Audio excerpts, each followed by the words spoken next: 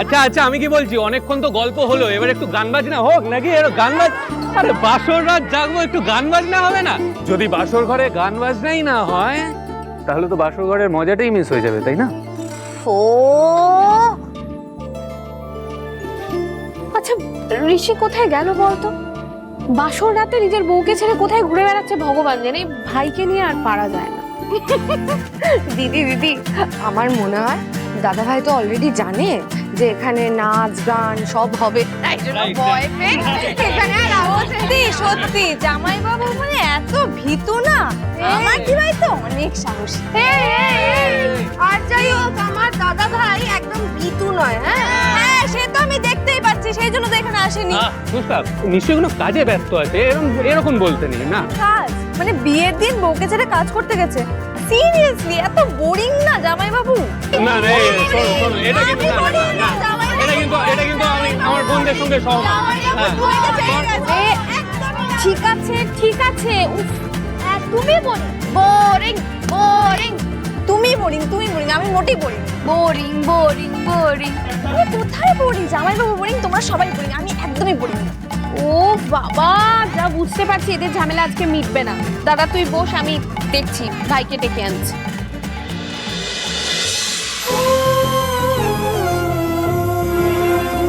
জুবাইদা, আমার যার সাথেই বিয়ে হয়ে থাকুক না কেন, আমি তোমাকে কোনোদিনও ভুলতে পারবো না।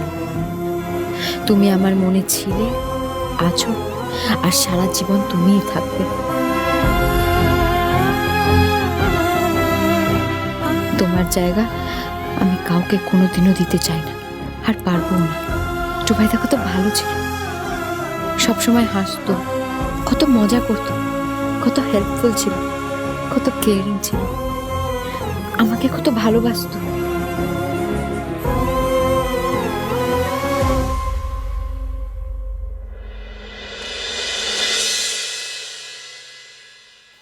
এই পিউ, এই এই পিঙ্কি, আমি যদি মিস্টার সেনের সাথে নিজেকে মানিয়ে নেওয়ার চেষ্টাও করি, তাও আমি ওনার মতো গোমরা মুখের মানুষের সাথে কি করে টুবাইদার কোনো মিল পাবো?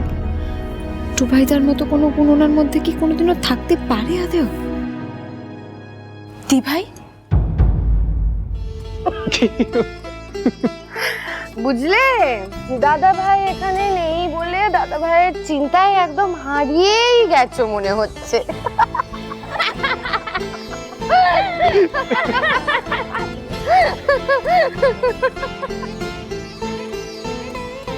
যতই তোকে সমীরা জামাইবাবুকে নিয়ে খেপা, আমি তো বুঝতে পারছি দি ভাই তুই কার কথা ভাবছিস।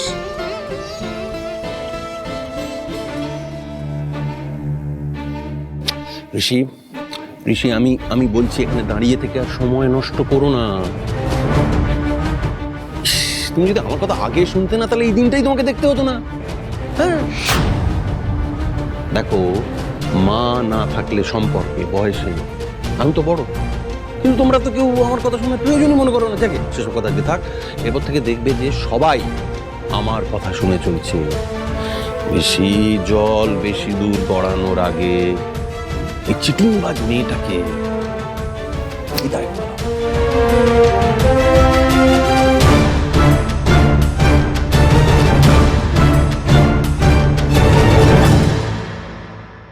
দেখো, সেদিন কিন্তু মিডিয়া আর সাধারণ লোক একদম ঠিক কথা বলেছে। ওদের হাতে এই মেয়েকে তুলে দেওয়া উচিত ছিল। বাড়ির বউ হবার কোনো যোগ্যতাই পিহু মিত্র নেই। সেন বাড়ির বউ হবে পিহু মিত্র? হ্যাঁ, আমি থাকতে এটা কিছুতেই হতে দেবো না। আরে এই পরিবারের একটা সম্মান আছে, সোসাইটিতে তোমার একটা সম্মান আছে। পিহু মিত্রকে বিয়ে করলে তো সব ধুলোই মিশে যাবে। না না, পিহু মিত্র বউ হওয়ার যোগ্যই নয়। ওকে বের করে দাও ঋষি, বের করে দাও। এখন এই চিঠিটা পড়ার পর তো মনে হচ্ছে যে কেউ না, সন্দেহ হচ্ছে এই নোংরা ব্যবসার সঙ্গেও মেয়েটা।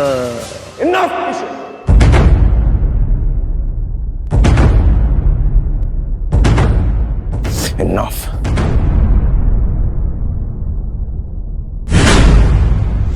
তুমি এতক্ষণ ধরে অনেক বাজে কথা বলে যাচ্ছ বিশু। প্লিজ পিসু, পিহু মিত্রর নামে আর একটা বাজে কথা আমি শুনতে চাই না।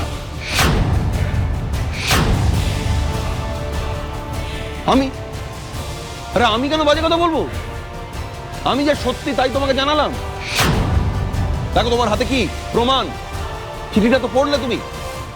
এর পরেও আমি জানি আমার হাতে কি আছে, আর তুমি আমাকে এতক্ষণ ধরে যা বলেছো আর বলতে হবে না পিসু, আর কাউকে কিচ্ছু বলতে হবে না। আমি চাই না এই কথাগুলো এই বাড়ির কেউ কোনোদিন জানুক। কি কি বলছো কি তুমি ঋষি? আমি তোমাকে এত করে বোঝালাম, ওই মেয়েটা সম্বন্ধে এত কিছু জানালাম, এর পরেও তুমি ওই মেয়েটার এগেইনস্টে কোনো স্টেপ নেবে না? না পিসু। কেন কেন কেন তুমি এত বড় একটা সত্যি জানার পরেও পিহু মিত্রের মতো একটা মেয়েকে নিজের বউ হিসেবে মেনে নিতে পারবে? পিসু, পিহু মিত্র যদি কোনো সম্পর্ক থেকেও থাকে, সেটা কিন্তু ওনার অতীত। প্রত্যেকটা মানুষের একটা অতীত আছে, কিন্তু তার জন্য যদি আমরা প্রশ্ন তুলতে শুরু করি, তার এফেক্ট কিন্তু বর্তমানে পড়বে। আমি ওনার পাস্ট রিলেশনশিপ নিয়ে কিছু কোনোদিনও জানতে চাইব না, আর এই ব্যাপারে আমি কোনো কথাও বলতে চাই না। আমার কাছে ওনার প্রেজেন্টটাই ইম্পর্টেন্ট।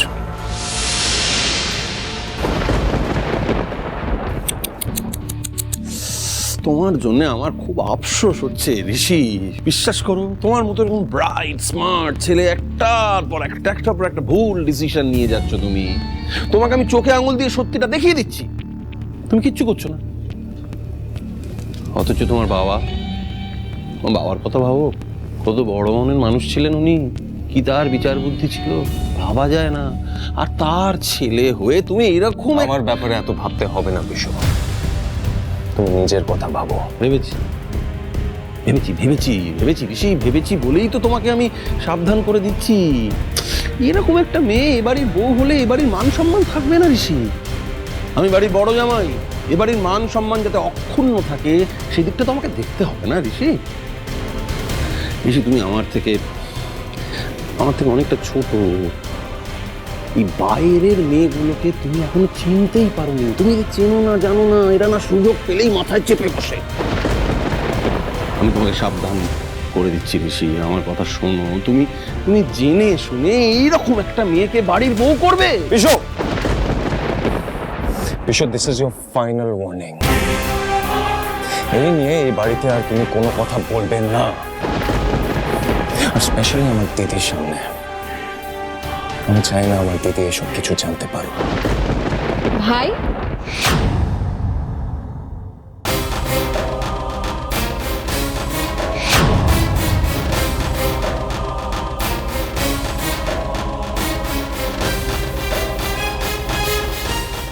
রুষার কান অবধি আমাদের খবরটা পৌঁছলেই আমার অর্ধেক কাজ কমপ্লিট।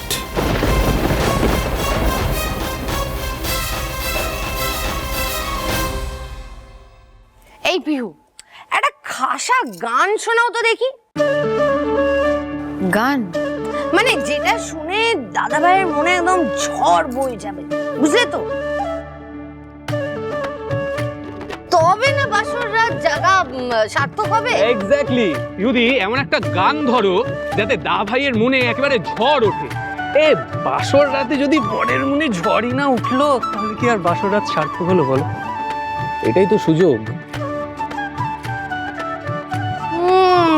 পিহু, বুঝলে, তুমি গানটা গেয়েই ফেলো। দেখো, এমনি এমনি তো কারোর মন জয় করা যায় না। আবার কারোর মনে তো কাল বৈশাখী ঝড় উঠেই থাকে।